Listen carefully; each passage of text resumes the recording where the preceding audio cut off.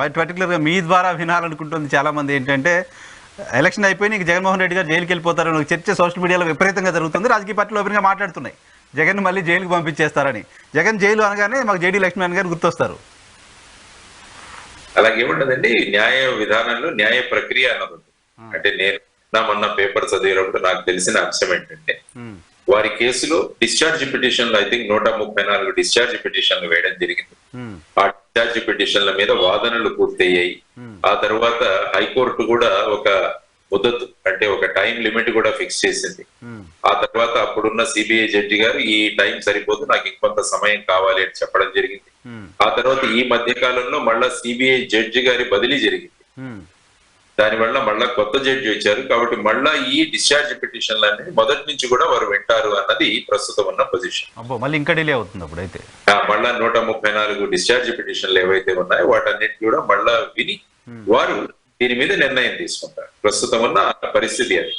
కాబట్టి ఏదైనా న్యాయ విధానంలో కానీ చట్టంలో కానీ ఆ సిస్టమ్ ఏదైతే ఉందో ఆ సిస్టమ్ ని ఫాలో అవుతూ వెళ్తారు. కాబట్టి అదే సిస్టమ్ ని మళ్ళా ఫాలో అవుతారు. ఇవన్నీ కూడా పొలిటికల్ చర్చలు ఇలాంటివి జరుగుతుంటాయి. కానీ అల్టిమేట్ గా లీగల్ గా ఏదైతే జరగాలో ఆ విధంగా జరుగుతుంది. ముఖ్యంగా ఎందుకంటే ప్రజాప్రతినిధుల మీద ఉన్న కేసులు త్వరితగతిన పరిష్కరించమని సుప్రీంకోర్టు చెప్పి కూడా 2 సంవత్సరాలు అయిపోయింది కదా, 6 నెలల్లోనే అయిపోయింది.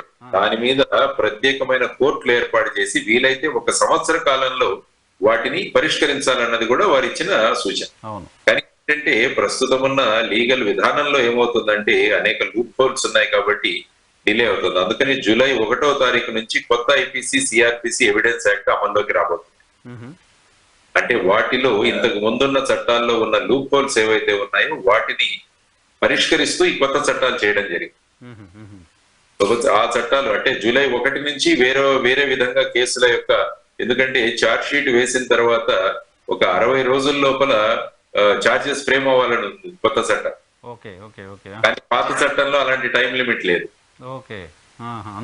దానివల్ల ఏమవుతుందంటే ఈవెన్ కోర్టుల మీద కూడా కొద్దిగా రిస్ట్రిక్షన్స్ ఉంటాయి. కాబట్టి త్వరగా వాడు చేయాల్సిన అవసరం కూడా ఉంటుంది. తర్వాత అడ్జస్ట్మెంట్స్ కూడా ఇవ్వకూడదు అన్నది కూడా ఉంది అందులో. సో ఇటువంటి కొత్త విధానాల వల్ల జూలై 1 నుంచి ఈ ప్రక్రియలో కొంత వేగం పెరుగుతుందని నేను అనుకుంటాను. కాబట్టి చూద్దాం న్యాయపరంగా జరుగుతున్న ఈ ట్రయల్లో ఏ విధమైన ఫలితాలు ఫైనల్ గా ఏ విధంగా ముందుకు వెళుతుందని చూడొచ్చు. ట్రయల్ పూర్తయి జడ్జి వేసే శిక్ష తర్వాత అటు శిక్ష వేస్తారా జైలుకి పంపిస్తారా అనేది అప్పుడు తెలుస్తుంది. మీన్ వైల్ మళ్ళీ అటువంటి అవకాశం లేదు యాజ్ ఫర్ యూ.